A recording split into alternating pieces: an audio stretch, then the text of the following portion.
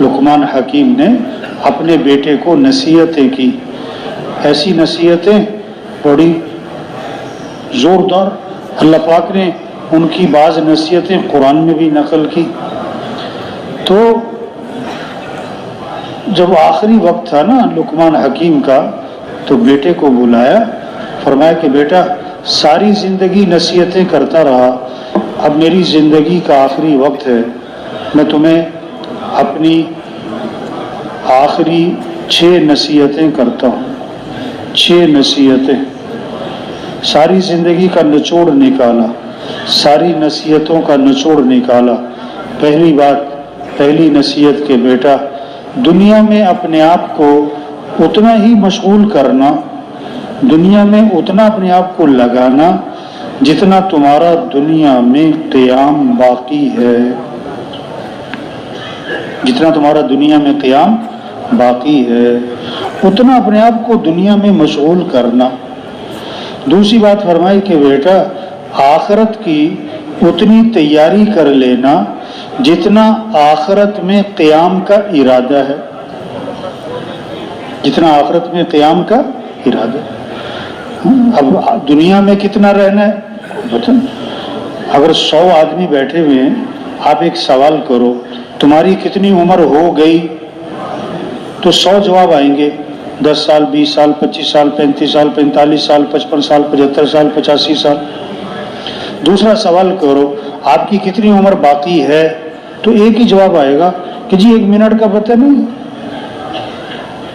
تو دنیا کا تو کوئی پتہ نہیں، اس لیے زیادہ لمبے چوڑے چکر میں نہ پڑنا۔ اور آخرت میں کتنا رہنا ہے کہ جی وہاں تو ہمیشہ رہنا ہے، تو جب ہمیشہ رہنا ہے تو اس کے اعتبار سے آخرت کی تیاری کر لینا بھائی۔ تیسری بات فرمائی کہ بیٹا جب تک تمہیں جہنم سے خلاصی کا یقین نہ ہو جائے، جہنم سے خلاصی کی کوشش میں لگے رہنا، زور لگانا کہ میں جہنم سے بچ، مرنے کے بعد یا جنت ہے یا جہنم ہے، تیسری چیز تو ہے کوئی نہیں۔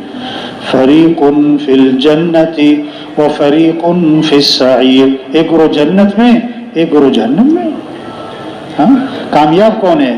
فمن زحزح عن النار وادخل الجنت فقد فاز، جو جہنم سے بچا لیا گیا اور جنت میں داخل کر دیا گیا وہ کامیاب ہو گیا۔ جہنم سے بچ جانا یہ ہے کامیابی۔ تو بیٹا جب تک تمہیں جہنم سے خلاصی کا یقین نہ ہو جائے نا، اس وقت تک جہنم سے خلاصی کی کوشش میں لگے رہنا، زور لگانا میں جہنم سے بچ جاؤں، میں جہنم سے بچ جاؤں۔ ہاں کوئی ایسا عمل نہ کرنا جو جہنم کی طرف لے کے جا۔ ہاں چوتھی نصیحت فرمائی کہ بیٹا جتنا تم اللہ کے محتاج ہو، جتنا تم اللہ کے محتاج ہو، ہم محتاج ہیں نا، ہم تو بہت زیادہ محتاج ہیں، کھانے کے محتاج، پانی کے محتاج، ہوا کے محتاج، کپڑوں کے محتاج، ہم تو نمک کے محتاج، ہم تو کیا ہے تسمے کے محتاج، ہم تو سوئی کے محتاج، ہم تو دھاگے کے محتاج۔ انسان تو احتیاج کے مجموعے کا نام انسان، محتاج ہی محتاج۔ تو سب سے زیادہ ہم محتاج کس کے ہیں؟ اللہ کے۔ بولنے میں کس کے محتاج؟ اللہ کے۔ سننے میں کس کے محتاج؟ اللہ کے۔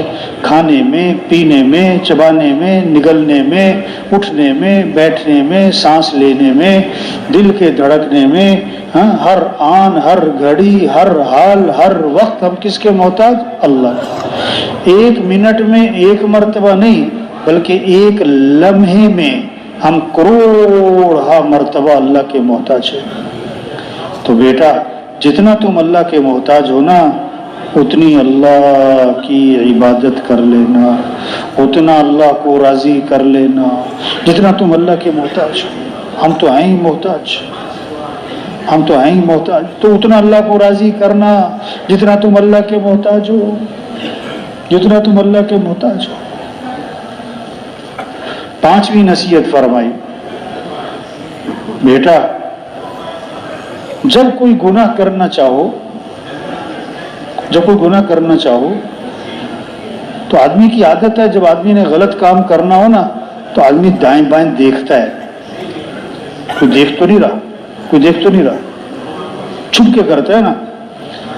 تو جب تم کوئی گناہ کرنا چاہو تو کوئی ایسی جگہ تلاش کر لینا جہاں اللہ اور اس کے فرشتے تمہیں نہ دیکھ رہے ہوں. کوئی ایسی جگہ تلاش کر لینا. ہاں، استاد نے شاگردوں کو ایک ایک چوزا دیا، ایک ایک چھری دی کہ وہاں ذبح کر کے لاؤ جہاں کوئی نہ دیکھ رہا ہو.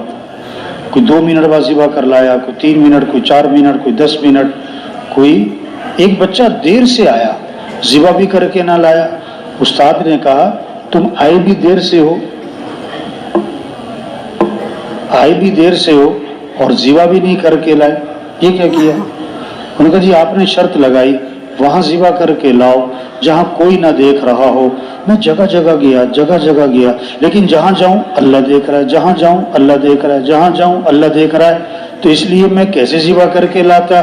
استاد نے کہا یہ سارے بچے فیل ہو گئے، تم پاس ہو.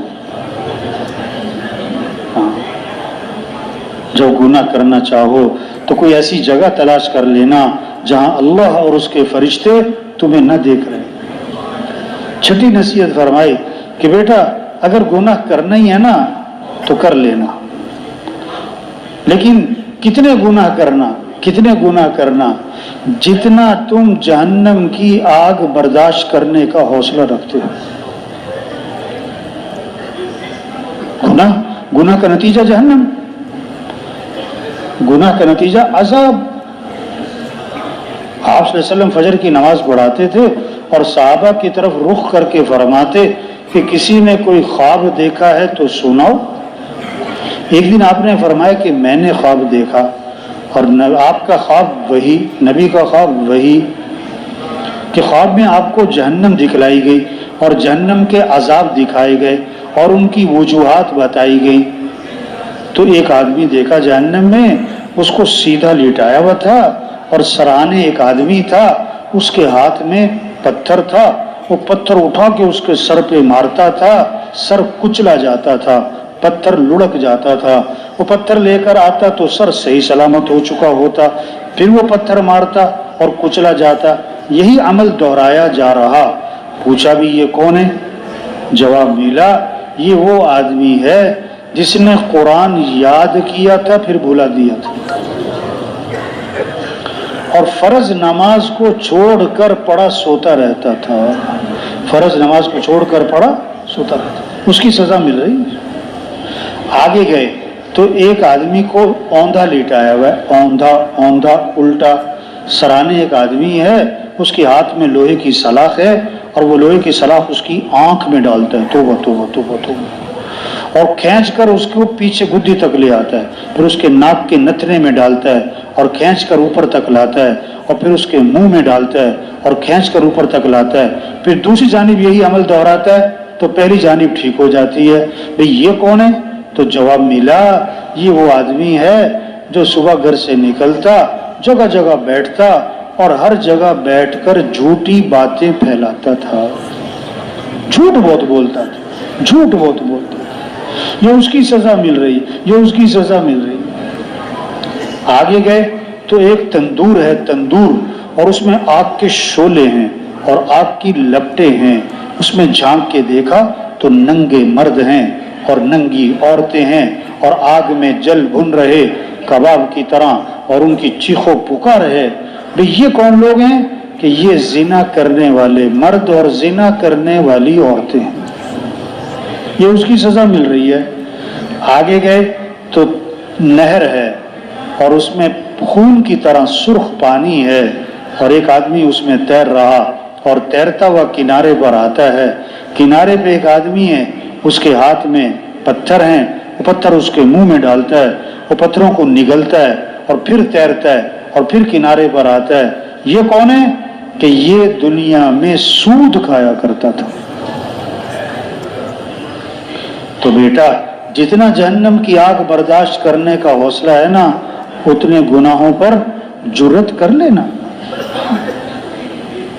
تو بھائیو یہ دنیا اصل نہیں ہے، اصل تو آخرت ہے جو ہمیشہ کی زندگی ہے، کبھی ختم نہ ہونے والی ہے، کبھی ختم نہ ہونے والی. ہم دنیا میں کس لیے آئے؟ ہم دنیا میں کس لیے آئے؟ اللہ نے ہمیں بہت اونچا کام دیا ہے، انبیاء والا کام۔ انبیاء حضرت محمد مصطفیٰ صلی اللہ علیہ وسلم آخری نبی ہیں، قیامت تک کوئی نبی نہیں آئے گا۔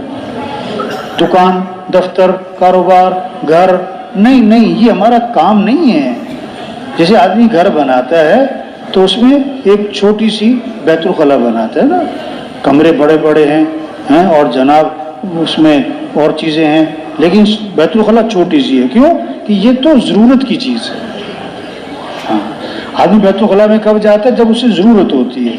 ہاں، تو دنیا، یہ دکان، یہ دفتر، یہ کاروبار، یہ گھر، یہ ضرورتیں ہیں۔ ہم اس لیے دنیا میں نہیں آئے کہ اپنی ساری صلاحیتیں اسی پر لگا دیں، اپنی ساری صلاحیتیں اسی پر لگا دیں پکڑ کر۔ آج صلاحیت غلط جگہ لگ رہی ہے۔ دکاندار کی قوت خرچ ہو رہی دکان پر، زمیندار کی قوت خرچ ہو رہی زمیندار پر، کارخانے والے کی ساری دل دماغ خرچ ہو رہا ہے کہاں؟ کارخانے پر۔ ارے بھائی، یہ تو ضرورت کی چیز ہے، اور رزق تو مقدر کا ہے۔ یہ تھوڑا کہ بھی جو زیادہ کمائے گا وہ زیادہ کھائے گا۔ عام طور پر جو زیادہ کماتے ہیں ان کی خوراک کیا ہوتی ہے؟ کم۔ جو تھوڑا کماتے ہیں ان کی خوراک کیا ہوتی ہے؟ زیادہ۔ عام طور پر تو ایسے ہی ہے۔ ایک آدمی کہنے لگا، جب میں مہینے کے 15,000 روپے کماتا تھا تو ناشتے میں 2 پراٹھے کھاتا تھا، اب میں مہینے کے 15 لاکھ روپے کماتا ہوں اور ناشتے میں 2 ڈبل روٹی کے پیس ہی کھاتا ہوں۔ تو ہم دنیا میں کس لیے آئے؟ اللہ نے انبیاء والا کام دیا ہے ہمیں، پورا دین زندہ ہو، پوری دنیا میں زندہ ہو، ساری دنیا کے انسانوں کو ہدایت ملے۔ ساری دنیا کے انسانوں کو کیا ملے؟ ہاں، ادھر دل دماغ چلے، دل دماغ ادھر چلے کہ انسانوں کو ہدایت مل جائے، انسان جہنم سے بچ جائیں، انسان جنت میں چلے جائیں۔ دماغ ادھر چل رہا ہو۔